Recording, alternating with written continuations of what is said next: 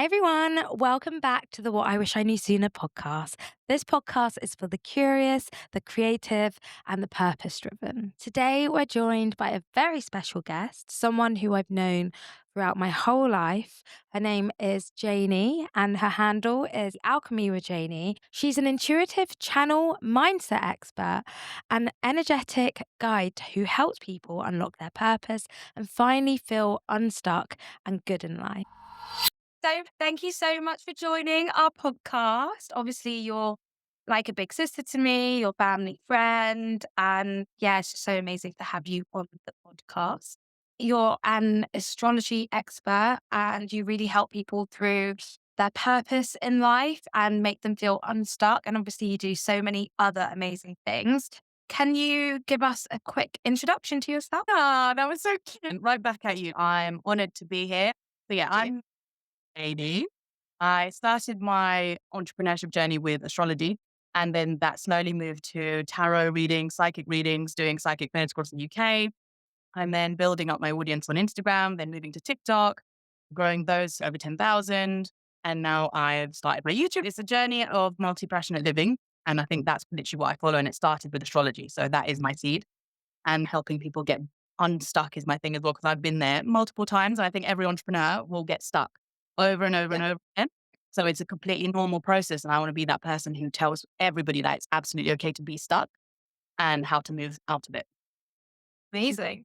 Can you tell us a bit about how you first got into astrology and the energetic work? The astrology was, we're going to go a bit dark here. I think most people, they tap into energy work when they go through the darkness. Most of the people, I think on my hand, I don't know a single person who hasn't gone to therapy. For me, astrology was my therapy. Till this day, I've not been to a therapist because astrology has been my version of therapy. So growing up, I was the black sheep of my family. I was the first one to get married into like white outside of Asian Indian culture. So it was always that, It's very strict and repressive. yeah, oppressive, repressive. My parents used to hit. So they would always, you'd get hit, you'd hear your brother getting hit in the other room. And it was just a constant feeling left out and feeling misunderstood. And everybody around, like all my cousins and everyone would just follow blindly. And I couldn't follow. I was a rebel. So I would be like, why am I so different? And it was actually Shanice, there's my best friend, who she showed me the site called myjellybean.com when we were like 14 or 13. I remember that. Do you? It was the pink website. Yeah. Oh my God, that's hilarious. What was it? It's basically, those astrology websites you go on and it tells you your horoscope. Yeah, that's basically it. It's like the basic astrology, but we just used to do it for fun. So if I had a crush on someone, I'd be like, my jelly bean, like, what? I would definitely be 13. Yeah, I definitely got into that because of you and Shani. So I started there and then I thought, let me dive a bit deeper. So I started getting astrology books and things like that. And anyway, long story short, I just realized that there's more to just your sun sign. And that's what blew my mind. So up until that point, I was like, I'm a Gemini, that's it. And there was nothing more to it. But I didn't really connect with everything they were saying about Geminis are like this, they're like flirty, they're this. And I'm like, I'm not flirty at all. I'm private, I'm shy, especially when it comes to the opposite sex. So I started diving deep into it. And I found my moon sign, which explained why I felt like the black sheep, which is my moon is Aquarius. And Aquarius is the rebel, is the humanitarian, is the eccentric one, is the weird one. It always stands out, even when it doesn't want to stand out, but it likes being known to be unique in a weird way. And so all of that started to make sense to me. And I was like, oh my God, this is me to a T. Like, this is me 100%. And then I started analyzing everyone around me. I was observing and checking out their moon sign and going, oh my God. And then it moved even deeper into the Venus sign and the Mars sign. And basically everyone's personality is not as simple as one star sign. It's like a multiple layer of all the planets. And each planet can explain your personality in your relationships, your personality in friendships, your purpose, your money-making abilities. There's just so much depth and so rich that I just threw myself into it. That's so interesting. That's incredible. How do you combine channeling, mindset work, and soul strategy? Soul channeling simply is intuition. And again, to be a tarot reader, to be a psychic reader, to tap into other people's energy, you have to first be in connection very deeply with your own intuition. So I built that up, obviously, coming out of an ex-narcissist relationship when my baby was 1. And that gave me immense strength, opened up every single gift that I had when it comes to my intuition. And so from that experience, the channeling gifts came through, and I started to see other people being stuck in the same sort of thing, same sort of story playing out every reading that I did. And so it became more and more obvious the patterns that were underlying in everybody's subconscious. So I connected the dots of soul channeling, which is intuitively tapping into someone and seeing their current problem, their previous problems, and then their future problem if they don't shift where they're at currently, and then combining that together. So it's just using the multi layers of all my gifts and then combining them together with whatever the person is sitting in front of me needs at that moment in time, and trusting my intuition with what's coming through. I once called Jaini when I was struggling to know what to do with my future. And I was like, Jaini, you need to help me. And she basically was like, okay, right, let's read your chart. And I can try and help you find out your purpose of what your soul is telling you to do. And then she was like, I think you need to help. I think it was helping women feel confident in photography. And then I was like, oh my God, you actually are making me want to cry because I think I want to do this. And now I help found your women. calling. Yeah, I would help women entrepreneurs at Wimbledon Quarter every month feel confident and take their photos. So is that what you do? Do you have one-to-one sessions with people, figure out their birth chart, and then work out what they should be doing with their life and their okay. Yeah, I would help anyone in any situation. People come from all walks of life. Sometimes I'll get people who are stuck in relationships. Sometimes I'll get couples who sit in front of me together, and we'll go through their chart as individuals, and then we'll bring them together as a couple, and then we'll work through what the blockages are, the problems, and then how they can fix it.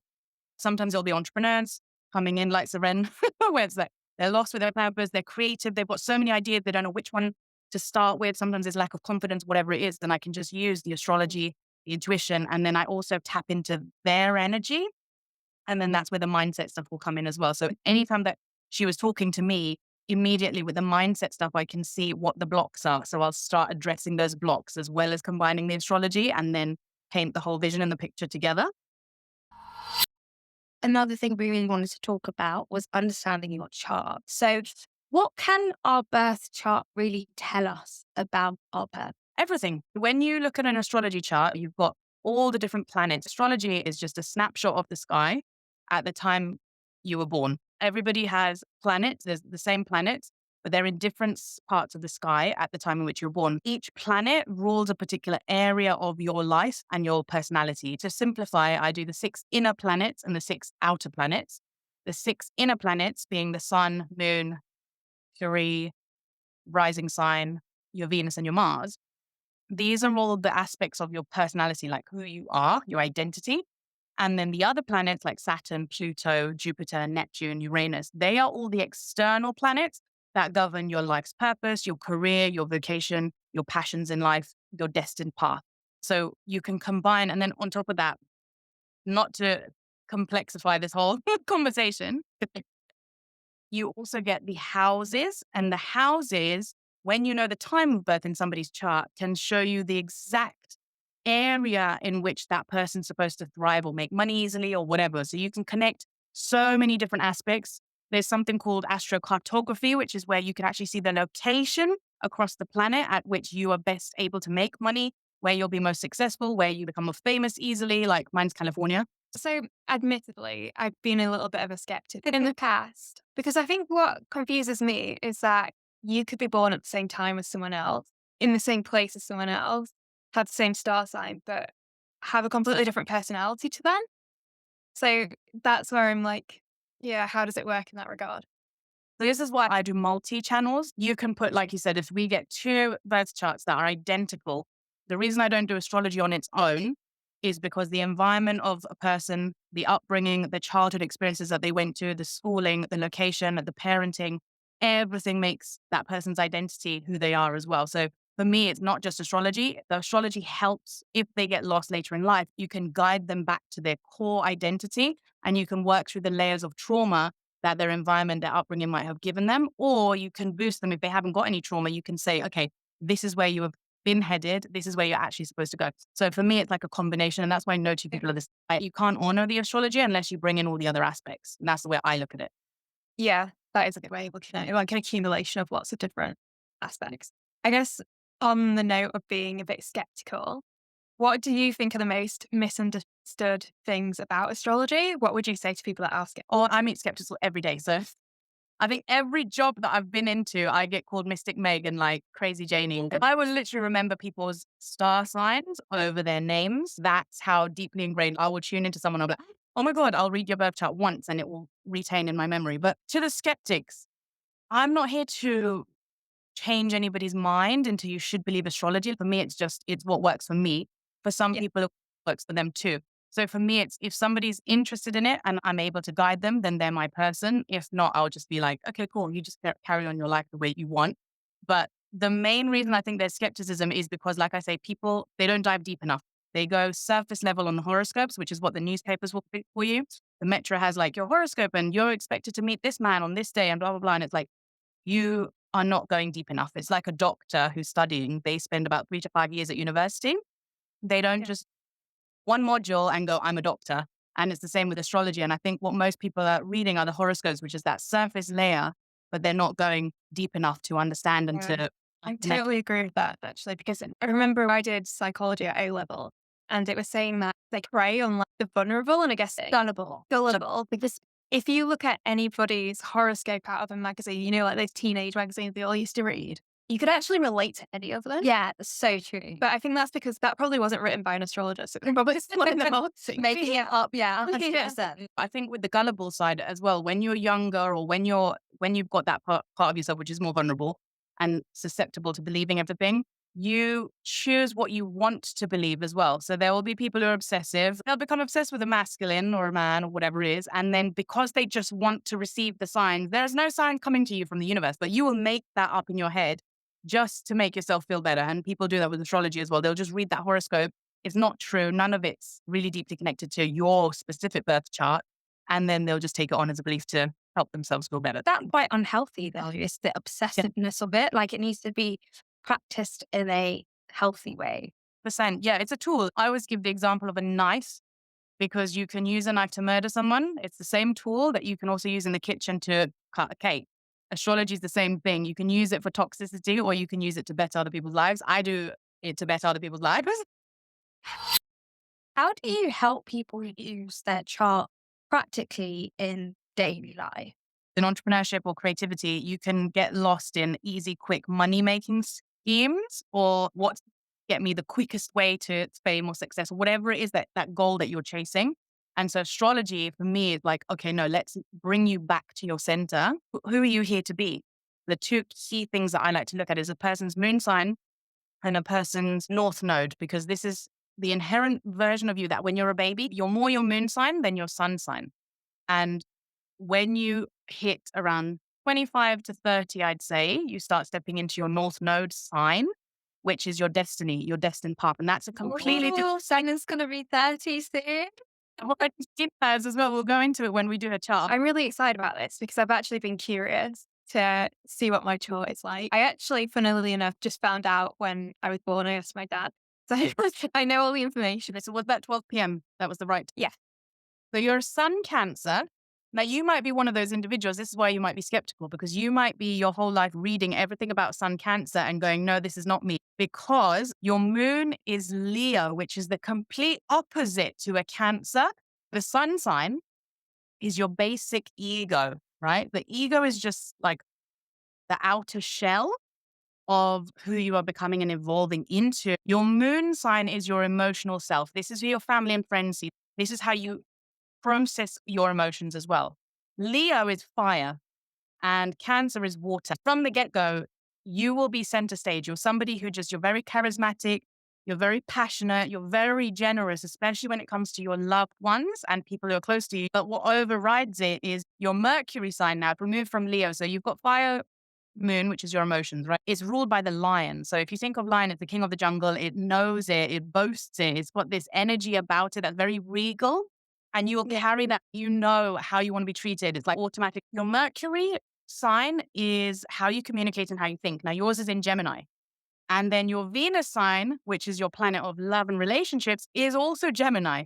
So Gemini is like the fast thinker. You'll be attracted to men that are very intellectual. You need mental stimulation more than anything. You get bored like that, like lightning. So this is when you became a skeptic, because if you read Cancer, you would have been like, That's nothing like the other aspects, but very quick thinker. And you're here to communicate. You're very good at talking. You can talk your way out of anything pretty much. And you can be a massive overthinker. You can come across quite like fluttery, but then at the same time, you're a social butterfly. So you're kind of like in this dual mix of having inner conflicts a lot of the time of, I feel really confident. No, I don't. Your Mars is Virgo, so a very intellectual sign. Your mind is just switched on constantly. It's almost like you don't have an off button when it comes to your thoughts, things like that. You might struggle at nighttime as well. Your thoughts can be racing, but you like it that way. Mars is your outlook on life. This is how you chase things. This is how you grab opportunities. And it's in an earth sign. Virgo is the server and it wants to help humanity, but it does it in a very practical way. You'll have to have certain things done your way, but you'll be happy just churning through all that details that other people might not want to do. You'll be happy to take that on and just do it, right? Those are the main 6 inner planets of your personality. This is your identity, the core identity of who you are. So if I look at a chart, I don't really need to know your environment, your family upbringing. This is like the personality that I can see without actually having a conversation with you. Seeing as Jaini said that you have the fire Leo thing, I was like, oh, this is exactly why we're friends, because I always get on with Leos. As soon as she said that, I was like, this is why we're destined to be friends.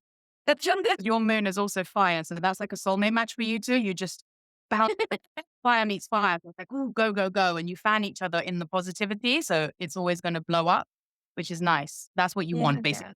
Oh, that's Wow, really that's you're incredible, JB. I need to make sure I write all this down so I can yeah, look out for it. but also on her whole birth chart analysis of you, do you think it sounded like you?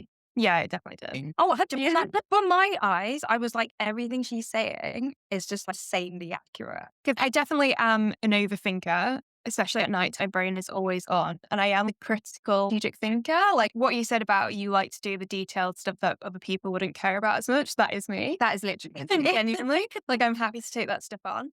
And the bit about like you're self-assured in terms of, yeah. you You deserve. want And Leo is the king of the jungle, and you know that you're a queen.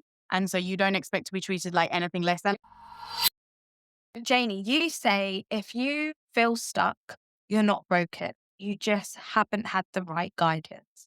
Can you expand a little bit on? That's going into the societal construct that we've all been brought up in. What we've been taught growing up is that you shouldn't be stuck because we've given you the system of you go to school, you get a job, you should be paying your bills, and then that's it. That's life. And it's just like when you find yourself not really being happy or fulfilled in any of those areas, or if something goes wrong in your life, you feel stuck because all your brain has known is this conditioning that's been going on and on your entire life, right? And this goes into the subconscious mind and the conscious mind. Your brain operates 10% through your conscious mind. This is the stuff that you're actually aware of. So right now we're having this conversation with only 10% of our minds. So the rest, the 90% is our subconscious. Now, when we dive into the subconscious, this is all of the stuff that we've collected over the years from schools, from our parents, from the belief systems around us, the education, cultural norms, everything. And we cannot control that unless we intentionally go into the subconscious and we identify what belief is keeping us stuck and keeping this loop that's going on. And then we remove it somehow through action or through hypnosis or whatever it is, right? And so most people, when they come to me, they think there's something wrong with them. And they're like, I'm stuck. I just don't know. I just this. And it's for me, it's like, no, you're not stuck. We just need to rewire and we just need to take out this belief system because there's always some belief. Everything starts with the mind, in my opinion, right? So everything starts here, which means that everything can be cured here too. So whether it's a breakup with a crappy partner, it's like, okay, well, there was a belief system about your self-worth that you didn't feel worthy enough, which is why you attracted them. Or it's something about, I can't get this high paying job. Okay, it's self-worth or something to do with you don't feel worthy of because you haven't had that experience yet, but you can go out and get the experience. So we look at it from the mind and then we switch whatever needs to be switched and then we replace it so that the subconscious can suddenly start to condition itself for success rather than for the opposite of whatever it's been attracting and keeping itself stuck. So basically your belief systems, which have been predetermined by your life and situations that you've been in throughout your childhood and stuff, determine how you will react to a certain situation. Yeah. Almost like a robot. So it's kind of like on autopilot, just like when we're driving. Like when you're first learning to drive, you have to think about every single thing. And then slowly over time and experience, you don't even think now when you go into the car, you just switch on the thing and then you start driving. Sometimes you don't even know how you got from A to B. Yeah. Taking you there. And your conscious mind can just literally have a nap if it wants in the car, but your subconscious is what's taking you there because it's on autopilot. Now that's happening to us on every belief system that we have taken on since birth till the adult stage, which is why suddenly a lot of us adults are like waking up to the fact that, oh my God, we're stuck because who am I? We've just followed blindly this whole process of society. And then now you're just like, I want to do something different. Oh no, that's a big no society. So what the F do we do?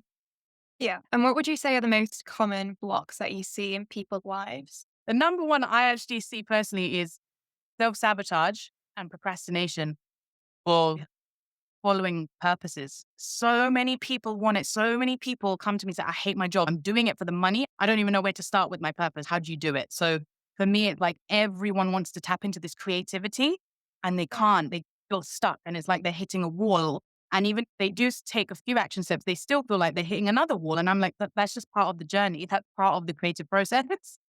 Do you think that's also because people are too scared to achieve their purpose? Yeah, like leave their job and then actually do what they want to. Yeah. Everyone knows deep down that they want something greater in life, but there's always an excuse. Like, I'm a big procrastinator. Yeah.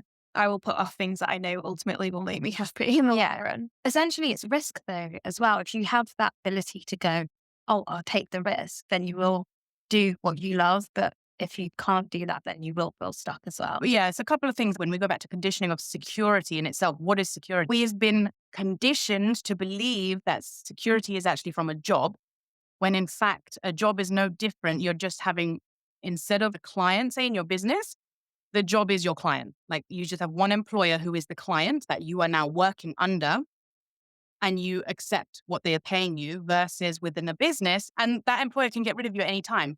But we've been hidden away from that part of looking at it as a risk. And we've been like, no, this is secure because then I'll just go and get another job.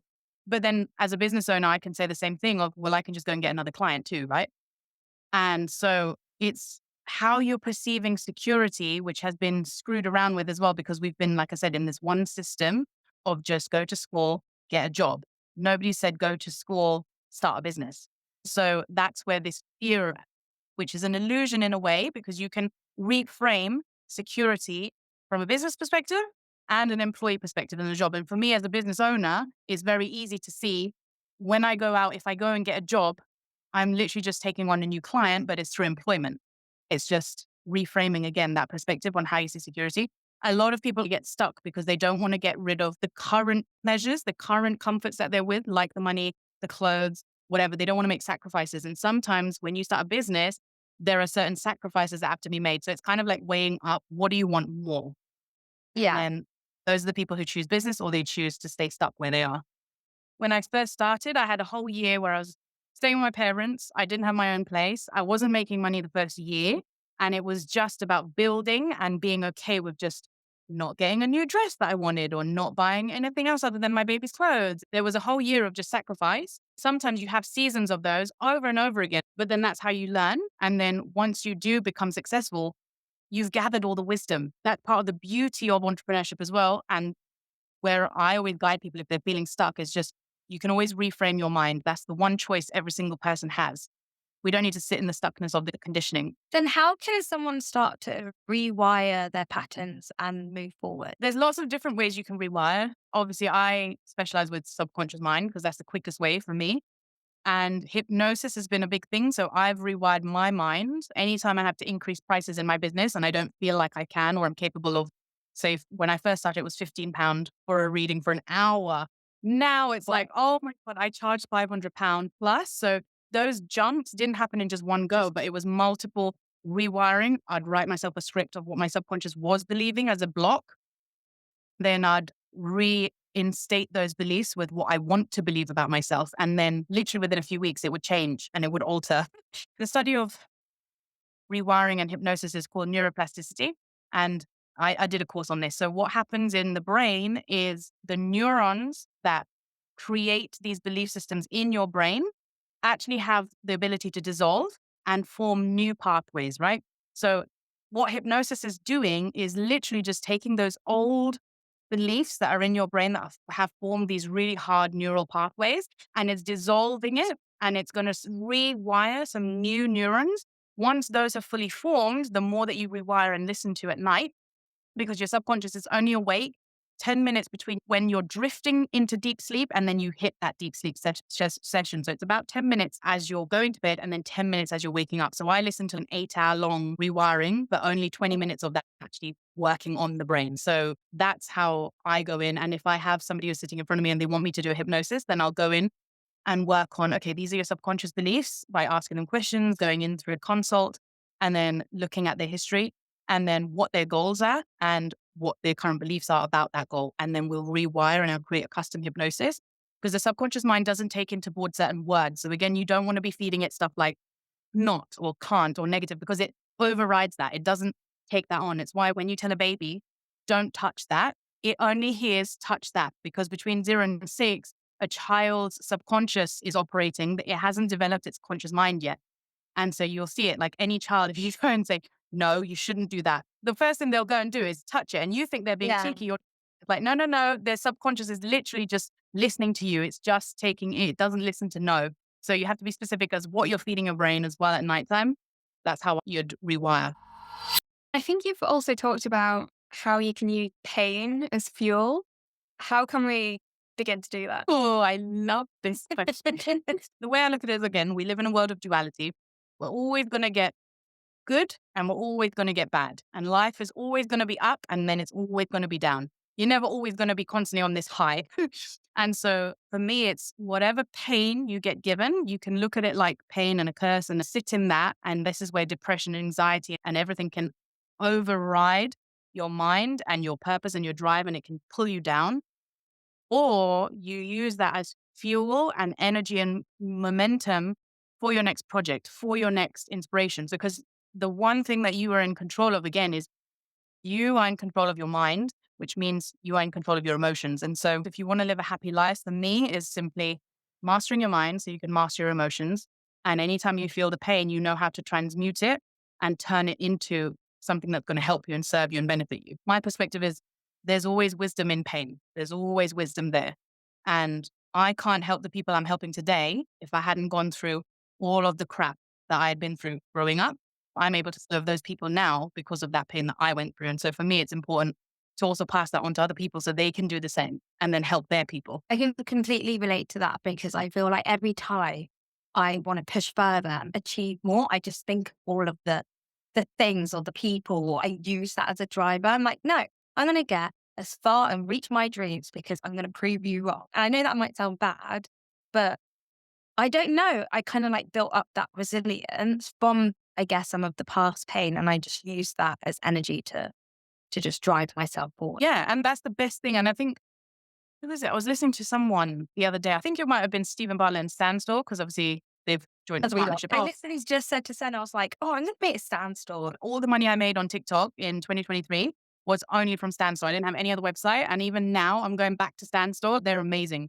Like you said, you're not here to even to prove to other people. I think it was Stephen or John who owns Stan said that entrepreneurship is actually a trauma response. And most successful entrepreneurs come from a space of either having to prove themselves, feeling like they weren't good enough. And that's why they will keep striving until they hit that level of success, only to realize that they didn't need to prove to anyone but themselves that they were worthy enough. And so it's kind of like, let that need to prove to anyone, even to yourself. Like you just know inherently you're worthy, you want to create, and so you're creating. And we just wanted to talk a bit about the hypnosis and healing work that you do. So we know that you offer personalized one-to-one hypnosis. How does that work alongside the astrology? It doesn't always work next to the astrology. It depends what the person wants. For example, I started the hypnosis with someone who came to me from a bit of darkness again, but she was raped by someone in her family. A very disgusting, like disturbing thing. And then similar type of thing was happening with her daughter. So she kept attracting the same pattern. Even after she gave birth, she became a mum, and she was just attracting like predators. And so in her subconscious, because her experience of that situation was so back in her childhood, until she was able to rewire that belief around what happened and that experience and that pain, she wasn't able to move forward. She just kept attracting it into her life. So what we did was just create a hypnosis and a meditation and a healing together, basically, with some Reiki energy that I sent through. And then she listened to it and she actually attracted her soulmate. I think it was 2 or 3 months later. Each hypnosis is very unique and specific to what the person needs. This is why I go through my energy stuff. If they need me to look at the astrology chart, then what I use astrology for is for this woman, I looked at her chart to see how stubborn she was or how mutable, because your astrology chart can show you whether a person is more feminine or more masculine energetically. So you two are both feminine. You're able to relax a bit more. You like to receive. If you're in the healthy side of it, you can be toxic and controlling on the other side of the as well. Each sign has the toxic side of them and the positive side. So masculines have it too. Overly masculine women and men have that egotistical, have to prove everybody, blah, blah, blah. And then their positive side is just doing action because they're here to provide and protect. With her chart, it's kind of going, is she feminine or masculine? More, is she balanced? And then I incorporate that into the hypnosis of how each person, if you're more feminine, you receive a certain way versus if your chart is more masculine, you receive a certain way. So that's how I infuse. So it's very specific. So I know that they've got a higher chance, 80, 90% success, rather than giving them something for a feminine chart that wouldn't work as well for a masculine chart. I really want to try hypnosis. Wow, really? Yeah, I'd be so curious. Yeah, either to find my true soulmate or just achieve my dreams or something. I don't know. Yeah, I'd love to try it one day. I do it for the dreams. Yeah. If you're feeling the call to it, come up with a goal that you want to achieve that you feel like maybe you're stuck on, whatever it is that you feel for some reason you can't shift, you're stuck, or there's something that's niggling at you. Hypnosis is really good for clearing out that and then helping you to just manifest much more quicker. We don't know what's in our subconscious. So that's the key. How do we know what's in our subconscious? As an example, I see clearly to other people's subconscious because that's part of the gift that I do, the part of the work that comes through very easily. So someone can just be talking to me, and for me, I'll just be receiving and channeling. These are the blocks, these are the blocks, these are the blocks. And then I'll just write those down. And then it's like, okay, right, we're going to work with these now. And then it will shift. Oh, yeah. You mentioned how you had a stand store, and obviously you've been selling digital products for a while now as well. You're such an expert at what you do in astrology and entrepreneurship that you got hired by Carrie Green, who is also an entrepreneur. It'd be really great to learn more about your journey there from the beginning. Yes, that was really exciting when I got the opportunity. That was incredible. Carrie Green, she's got her She Means Business book. She's the founder of the Female Entrepreneur Association. And she was just so inspiring. She was one of my biggest role models with everything on my journey. So I was just like, oh my God, this is fascinating. I got hired as a social media tech expert. She had an accelerator program where people were paying 10K individually to come in. And then we'd help them build out their websites, build out their social media platforms, design all the graphics for them, and then just help them through their journey. You'd be mentoring them, you'd be doing business advice. If we had someone who was coming in and they were saying, okay, I want to build this, we'd come up with a vision for them, we'd mind map it with them. So that part of it is very, very fun. I got the job because I was a member of obviously her entrepreneurship circle, and they popped it into the feed going, we're hiring, whatever. So I applied, went through 3 or 4 stages of the interviews, and then a special video that I did with all my little skills and things like that. And she was just like, oh my God, this is so amazing, blah, blah, blah. She was like gobsmacked and all of this stuff, which is amazing. For people looking to build a stand store and sell digital products and become the expert, or as Daniel Priestley likes to say, key person of influence, how does one go about that, and how would you rate it? Why do you love stand store so much? Oh my God, Standstill is number one. It's the most simplest platform out there. I've used everything from Kajabi to WordPress to Wix as my first bloody website to Squarespace, you name it. Every single site that there is out there, I have tried every single one. Time and time again, I will go back to Standstill. It's literally drag and drop, first of all. You don't need to know any coding. You don't need to know anything about website building, website design. And what would take you about an hour to build your simple first product on Kajabi or WordPress or Squarespace will take you about 10 minutes on Standstill. You're saving so much time. It's so easy. It's literally like the ABC for entrepreneurs when it comes to building their product and selling it online. Like I built a TikTok account for the first time in 2023. And the reason I made money on this so quickly, so easily was because of Standstill. It took me like a day to set up, created my first one-to-one reading thing on there, like a price tag on it, and it started selling almost instantly. I had under 1,000 followers at that time. You don't need that many followers. You just need a loyal community who are interested in buying your products.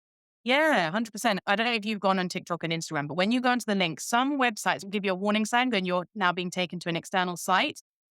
Standstill doesn't do that. If you go onto standstill, it will just directly take you to that. There's no warning. So there's so much more money that comes in just because it's not put fear into people's mind. So that's one of the best features that I liked. It's also got affiliate links. So you will literally earn, I think it's like 10% on every single sign up, and you'll continue to earn on every single sign up as an affiliate as well. If you sign up to Stan, then I'll get commission. And then if you tell anybody else and they sign up with yours, you'll get the commission for their monthly payment every single month. It's recurring passive income, basically. That's amazing. And I'm selling it because I love it. Yeah, I was just about to say, Jaini, you've sold it to me and I'm signing up to it. No, we need to leave an affiliate. Yeah. All right, Jaini. So time for some hot takes. Your rising sign says more about how people see you than your actual personality. Yeah, 100%. Because your rising sign is literally the mask that you wear when you first meet people.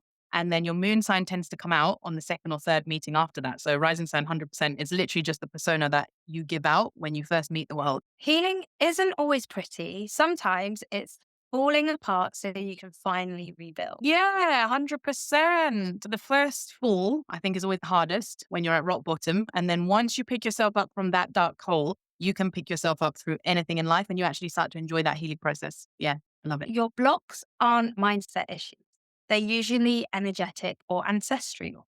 Oh, both. Oh, I wouldn't say false. I'd say it's a combination of all three. So it's not just going to be one thing. Like I said earlier, we're multi-dimensional beings. We're also multifaceted and we've got multi-layers. Even in a single astrology chart, it's not just astrology. So it has to be the mindset, the ancestral, the cultural upbringing. I'd say it's a combination always. Yeah, I think that makes sense. yeah. Now we want to move on to a listener dilemma. So this one says, I'm 28 in a job that I don't like, and I keep waiting for a sign to make a change, but nothing's happening. What should I do? Take action.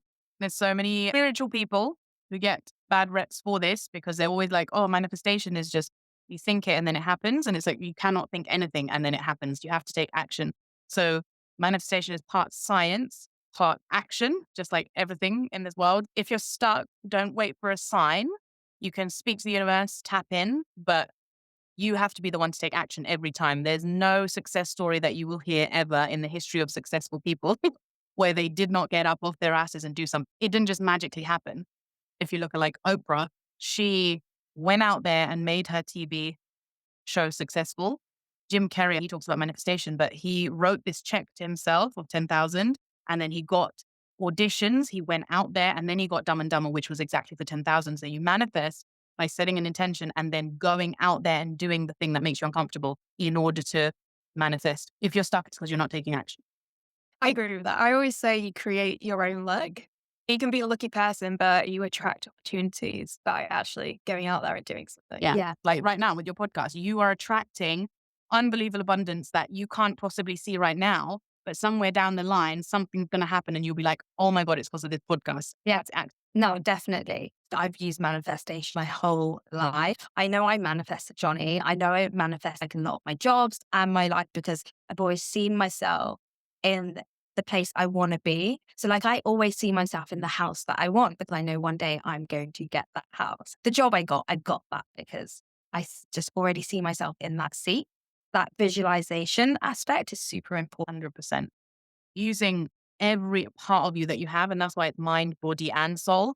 You're using your mind to do the visualization, but you then have to use your body to take action. So some people just do the mindset and then they don't see results, or some people just do the body and the mind. And it's like, you need everything. And soul is follow that intuition, that intuitive nudge every single time. And you'll just accelerate. Then that's manifestation. Yeah. But basically being proactive as well. Jaini, what is the one thing that you wish you'd known sooner? Ooh, probably that I had the gift of channeling and intuition, because my whole life, I tell you, that experience that I had with Shanice was probably the first experience where I received this download. We had bunked school before, right? It was when we were 15. And I remember that, by the way. I got called into the headmaster's office and my mum on the phone going, where's Shanice? Where's Shanice? Tell me right now. And I had no idea. You guys didn't tell me that you were bunking off school. And then I go back to English class, blasting my eyes out, crying. So I was in trouble for you guys bunking. So thanks for that, by the way. Well, clearly it was worth it because it's given you a Yeah.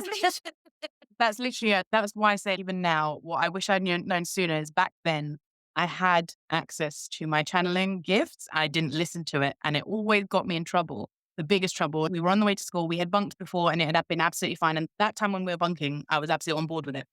This time we were on the way to school. Shanice randomly goes, let's bunk today. And I was like, I don't think today's a good day. Maybe tomorrow we'll plan it and we'll go. And she was so stubborn. She was just like, no, we should do it today. There's nothing wrong. You're just being silly, blah, blah, blah. I was like, no, I really don't think we should go today. Something bad. I just feel in my stomach, right? Something came on me. I was just like, let's not bunk today. Shanice, my best friend, is way more headstrong than me. So I listened. We went.